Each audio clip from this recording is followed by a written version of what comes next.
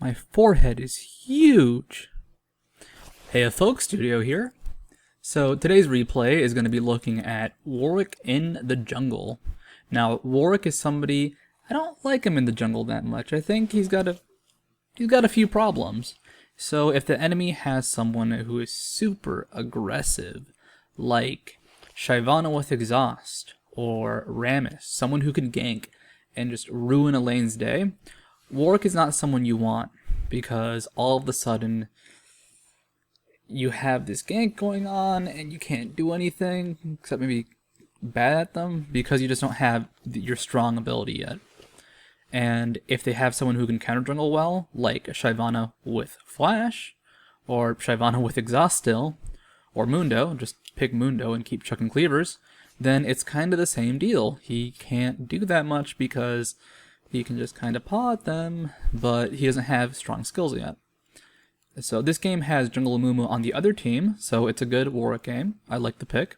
It's about 1800 elo, and I might do something special for Lulu's release, because right here in the heart of the support, Lulu's release has hit me. She is so good and so much fun to play. I just want to talk about her and say how awesome she is. But that is neither here nor there for this video, because this video is about Jungle Warwick, and it's only been like a day, so what the hell do I know about Lulu right now? I mean, 24 hours is not enough to learn a champion super duper well, especially when everybody's still discovering her things post-release. So let's breathe into the microphone with a laugh and then jump into the replay. Okay, so you guys know the deal by now. Who's playing who? We got Cog on Warwick. This game is from his perspective. Sad Donald on Irelia. Chief Swiffer on Twisted Fate. E1C on Tarek. Thunder Jesus on Kog'Maw. Brochu on Amumu. Traxfern on Kennen. Normalize on Janna. Zelf on Graves. And Wingman Ryzo. Rockin' the Talon. So really quickly, what makes this team good at level 1? Twisted Fate, Tarek, and Irelia do. They have a lot of single target CC. And with a lot of single target CC, you can do level 1 team fights very, very well. The enemy team does have Talon, Graves, and Janna, which is a lot of AoE damage, but it's not hard CC, and you can still flash away from that. Now the reason that blue team does not win this fight right here is because they weren't expecting it. What needs to happen is they need to all stun the same target and chain the stuns with the entire team there. So Irelia wasn't there, so they did not have her stun, and Talon did not get CC'd even though he was closest to the team. Had Talon gotten chain CC'd in the front lines like that, he should have died, but it didn't happen, and well, people kind of ran in and ran out. Very, very silly fight, but it happens. Level 1 team fights are kind of hard to organize, especially in a pub group, but just realize if you see someone out of position, and you're going to start the fight, go for it. Because, I mean, who else are you going to attack? You don't have any abilities besides one. So, Cog needs to hit 6, and the lanes don't really need a support. Top is Irelia versus Kennen. Now, this is last patch, so Irelia does a lot more sustain. Middle is Twisted Fate versus Talon. Talon can actually kill TF pretty easily, especially post 6, but pre 6 it's not that bad. So he can generally be safe unless Amumu ganks. That leaves bottom with Graves Janna versus Tarek Kog'Maw. Now this is a lane that, once again, scary post 6, but Tarek Cog is actually a lot of damage, so they should be fine until Warwick hits level 6. So his focus is going to be getting his jungle and getting that experience. In case you're wondering what happened here, this was 2 mistakes. Bottom did golems after they retreated, and if you're going to do golems very late, realize that you'll miss CC in lane, or not CC, CS, and you'll also possibly set your jungler back. In that case, they sent him back about 10 seconds. Cog also didn't notice that they'd done it late, so he started to move towards red, which slowed him down a few more seconds. You've got to be very aware of your small camps as a jungler, because even though, if he'd been set back a little more, he wouldn't be able to respond to this gank. So TF is actually really good. I love that juke. He sees that Amumu's going to try and CC him, so he just backs off. Amumu should have tried to walk up to him and just gotten the slow off, but, you know, it happens sometimes. And Cog should right now be doing the same thing. When you have a buff like red buff, you want to get that on somebody before you use any spells. Now the reason is Warwick's Q has a bit of a cast time. So you're going to spend a good half second waving your arm in the air to do a lot of damage. And instead of slowing Amumu, he did some damage, and that's good, but they needed the slow more than anything. They probably weren't going to kill him though, so it's not too big of a deal. Just for the future, make sure you get that CC on somebody first when you're doing a gank like that, before you have, awesome chase or awesome slows. When your only slow is an 8% thing from red buff, getting the most out of it's pretty important. So in top lane, Aurelia got ganked, but I mean, she was probably not too low and was able to survive. Amumu's being very, very aggressive because he knows that if he and Warwick start getting into fights at 6, if it's a small fight, Warwick's going to win. If it's a big team fight, Amumu's going to win. Because Warwick is great in small fights, Amumu's great in big fights. So Amumu knows that if he can play aggressive now, he can make sure that his team is actually stronger for those big fights, or the small fights really, and be ready to defend and beat Warwick. He also knows Warwick can't really do much in these early fights, so try and take advantage of that. And Warwick finally bought the 7-minute mark. This is good, he's trying to maximize experience. He went back and got Madrid's Razors and Boots. The reason he's not going for any sustain is, as Warwick, you don't really need it. I mean, his passive is awesome. If you get Qs off, that's a ton of sustain. He really just needs that jungling speed. And once he hits 6, he can start being an aggressive ganker, which just happened. And the first thing he does is he goes towards mid, because Talon's low on HP. If you watch the minimap, you'll see Warwick just... Actually, I show it? No. If you watch the minimap, you'll see Warwick go right into that bush. This leads to a really interesting engagement. And I want you to ask yourself if you like what both sides do. So right here, Amumu flashes in to catch Twisted Fate. And then he follows up immediately with a stun. Talon goes in, Warwick ults Talon before he can get any spells off. That's huge because it saves Twisted Fate. That was a great ult from Cog. And then Cog is able to chase and not quite finish off Amumu before he retreats. Now, I personally think that right there Cog should have been able to kill off Amumu. One auto attack and a Q would have been enough. And I forgot about this. That happens. That exchange is actually bad for Twisted Fate in terms of laning, but it's actually much worse for Talon, because TF's going to revive, have his ult up, and just go to a different lane to gank. Talon's going to have to walk back to lane, and he essentially gave up a free kill for Twisted Fate if he can get that ult off, which if you look top is going to happen. So that exchange had some big mistakes, in that I think Cog could have gotten that kill, and then Talon got really scared and didn't continue to go for Twisted Fate. You really got to maximize your early game. You take these risks, but I can understand why he didn't go for TF, but I think he could have gotten that kill, because he still had his flash up, and he is much faster than TF. So that kill right there was just something to be very cautious about. When someone ganks your lane, if you can't help without dying yourself, don't help. If they need your help, then it's a bad gank, but if they don't, like in that case TF would have survived Kennen easily, and Warwick showing up would have just sealed the deal, then don't help them. I really just kind of melted, and she did get an assist, which is important, but it wasn't that good of a trade for her. Better for the team because of global or assist gold. I love this little exchange because, I mean, I have no idea if Amumu knew Warwick was there, but he baits Amumu into chasing after him. Amumu had his ult up and he wanted to try and get a fight off, but, well, Warwick and Twisted Fate are really good in these small skirmishes. And even though Talon's really good in them himself, the fact that these fights are starting with a Talon or Amumu being ulted mean that they're going to lose a fight. So, good move from blue team. They got 2 kills, one of them a jungler, so no smite, go for an objective. This is important. Every now and then this won't happen at high elos. Sometimes it will happen when it shouldn't, but when you have that chance to get something like Dragon, go do it, especially if it's super safe. And he goes straight for Wit's End before Wriggles, and even before Boots too. Now, I really like this. He doesn't need that jungling help, he doesn't need the Wriggles.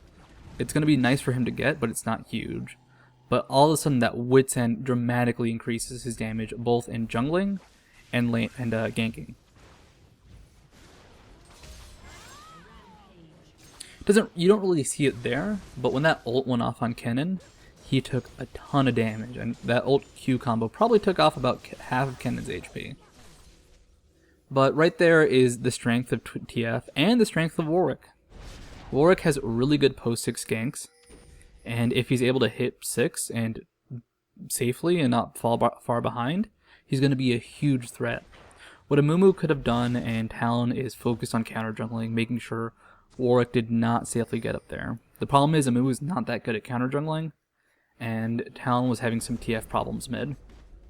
And TF, by the way, is super scary at this point. This Amumu, I like his aggression, but it's just a bit misplaced sometimes. He went for a lot of early ganks, and they weren't really paying off, but he still went with it anyways. And then right here mid, he was just in the creep wave for no real reason, and it ends up costing him. Now let's see Warwick ults in action. That RQ combo was half of Kennen's HP. That is awesome for someone who doesn't even have a level 2 ult yet, and who has a suppression-based CC. So going for items like Wit's End make Warwick incredibly versatile and incredibly strong. As Warwick in a fight, you want to just be... Let's see, what's the best way to put this? You want to be... You want to be a creepy stalker. You want to be that guy who tries to smell people and it's really, really weird. But as Warwick, when you're doing it, you're actually clawing at them and killing them. And you just want to sit there and be there and just be hitting them non-stop. And items like Wit's End make him do a lot more damage and survive for quite a while. Blood Razor is actually really good on him, but it takes a lot of effort to get it, so you won't see it until very, very late. But this tankiness and this Wit's End just make him do massive amounts of damage. Now, blue team has been dominating for quite a while, but they're going to start losing that edge, and it starts with this engagement. So they dive Amumu. Amumu is not doing hot, so that was not really worth a trade. I believe at that point he was 0-3, so they were getting less gold than they got for Irelia. And they also blew a lot doing it. They blew Twisted Fate, they blew Warwick. They're using resources to try and get one person. And watch the Talon. Notice Talon does not go back. That's actually really important. So they got Kennen low through poke, and they decided to just, dive him and kill him, which is what most people would do. But they missed that Talon never went back. So this aggression, this, let's just dive them under the tower and kill them, this is coming back and this is hurting them. So just 2 people died right there, and then immediately at Dragon, purple team just heads straight there. Irelia dies, running into 4 members from their team. The only person not there is Kennen because he's healing. And then Taric Kog'Maw has to run away or die. They decide to die, actually. Not what I would have recommended, but Amumu CC caught them, and they lost that exchange. And blue team or purple team got Dragon too. So what once was a, let's see, 11-4 or 11-3 advantage is now 12-8, and the enemy team got Dragon. And then Taric does this play. I'd actually really like this play, but there's one big problem. When you attack from the bush, it reveals you. So even though he got this really good burst on Kennen, he's not able to actually take advantage of it, because he just dies too quickly. And then as a result, Warwick gets hunted down, and really they should have just backed off instead of going for that engage. Being able to back off is huge, and I know what you're saying, oh, I would have backed off in that situation, I would have known, oh yeah, don't be there. But the truth is, once you get into this game, once you're trying to just kill dudes and you get an advantage, it's very, very easy to fall into a mindset where you're going to say, oh, I can win this easily. That Kennen with like no items, just a Woda, I'll burst him the hell down. But you can't sometimes. And if you can't and you try, you might just die. I think I just almost quoted the Rolling Stones and then decided to say you die instead. So I like that Talon ult. I really like his reaction. I like that he just does not mess around. He says, okay, Warwick can kill me, bye. It's an interesting move, and it actually ends up being fairly significant. Because without his ult, Talon can't do anything to survive right there. And once again, it's just, some misplaced aggression. Talon needed to not be focused by Warwick before he could escape or do really any CC to him. They really need to group up there, so once Warwick was on somebody, they could just peel him off with Talon or Janna, but the fact that they split cost them. And then bot lane is just going super well. So, blue team wins when it uses its strengths, which might sound weird, I know. When they do what they're good at, they win.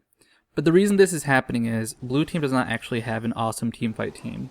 Warwick is good at team fights, Twisted Fate is good at team fights, but they don't have massive AoE CC like Ken and ult. They don't have massive AoE damage like Talon. They have these really great pickoffs. And when Twisted Fate is teleporting into a fight and killing off one person, then they're stronger. And when Warwick is helping them do this or catching someone on his own, then they're stronger. So they've been very, very active in going through across the map, and as a result, they've been winning these fights. Right there with Kennen, that was just Kennen overextending. Sometimes it's worth letting that tower survive. Okay, Cog Smite is down. That is super important. They don't have a pink at Baron. Now, you always want to have a pink at Baron, and you always want to have your Smite up when you're doing Baron. The reason being, you can get it stolen. I think that was actually Graves' ult that stole it too. So, if you ever do Baron when the enemy team has their jungler alive, and with some sort of either, bandage toss or flash or some way to get in there and surprise you, be careful. Because if they catch you and they get that Baron, then they can sacrifice themselves, and as long as it's not super late game, the team's going to be fine in that exchange. They might lose a tower, but they got Baron buff, and they got the Baron golden experience. Baron's a great objective. It can win the game, but at the same time, going for it unsafely can lose you the game. The advantage really is that the enemy team is not very coordinated. They're not using Janna and Amumu, or not Janna and Amumu, Kennen and Amumu's AoE to their extremes. So, it's just not working out. But getting things like Baron has lost teams games. For example, I Will Dominate stole Baron against CLG, I believe for IPL 4? No, for the Curse tournament. And that was huge. That turned the game around and it won the game. And it was great on I Will Dominate's part, but a mistake on CLG's part to go for that Baron when I Will Dominate was there to steal it. So what happened with Kennen there was just some lack of ward coverage. I got very little to say about that. It was just kind of funny. Wrong place, wrong time. But he should not have gone towards the enemy while having such low HP. And being in the river is going towards the enemy. So, when you're purple team, what do you do? How do you not let this happen? You gotta tell your team. You gotta tell them, hey, we gotta hang back. They have this amazing pickup skill, or pickoff skill, between Twisted Fate, Taric, Warwick. One of them catches you, they have enough follow-up where you're dead, no matter what. And you gotta make sure your team knows this, and you gotta make sure you follow up with it too. I don't think Amumu realized that they really can't fight. Now this engagement's not great for blue team, but they do something. They blow Janna ult, they blow Talon ult. They're using these skills, and while they did use a bit themselves, it's not all that much. I mean, Warwick ult has a short cooldown, and that's really the only ult they used. I think they used Taric's too. No, Taric's is still up. So one ult costs the enemy team too. Unfortunately, I really want back, so instead of just, playing the tower hug mid-game exchange, they now go side push. And Amumu, once again, makes the assumption the enemy team can't see him. So, if the team is doing well, assume that they have map control and they have wards out. There's no reason to assume that the team won't have wards out, and Amumu shouldn't be going so far ahead of his team. Kennen's not even in sight range of blue team. That's how far away he is. Amumu had to blow ult just to escape, and Well, it's huge. It cost them Cannon, Amumu, Talon might die in the exchange. Great Twisted Fate ult actually lets him keep vision. And then this happens. This is just a funny exchange. Not worth it, because that Talon had to heal anyways, and they could have just gotten this tower very quickly. But just seeing Graves just blow Talon up is awesome. So, as blue team, it's your job to start finishing the game. It's not very hard. You can just, push a lane, let the super creeps push up, and when one person goes to defend the lane with the super creeps, they have so much just burst and jump oniness, I'm gonna make up that word, that they can just initiate under tower and they'll win that fight, even with the enemy Janna. If they can actually just kill Janna. And you kind of see this exchange here. Everybody's tanky for blue team now. Kog'Maw has a Guardian Angel. They just all go under that tower and they just start picking people off. Warwick, Aurelia, they're just, hanging out there. There's not much the enemy team can do by now. And they're going to clean up. So what could purple team have done? They needed to start engaging in team fights using their AoE. They lost because they let Twisted Fate, Warwick, and Taric, and Aurelia just dominate with picks. And blue team, they did what they needed to do. Played perfectly. Well, not perfectly, but played well. Used their team composition to its fullest effect, and they got a win out of it. So, this is Studio saying adios, and I'll see y'all Friday.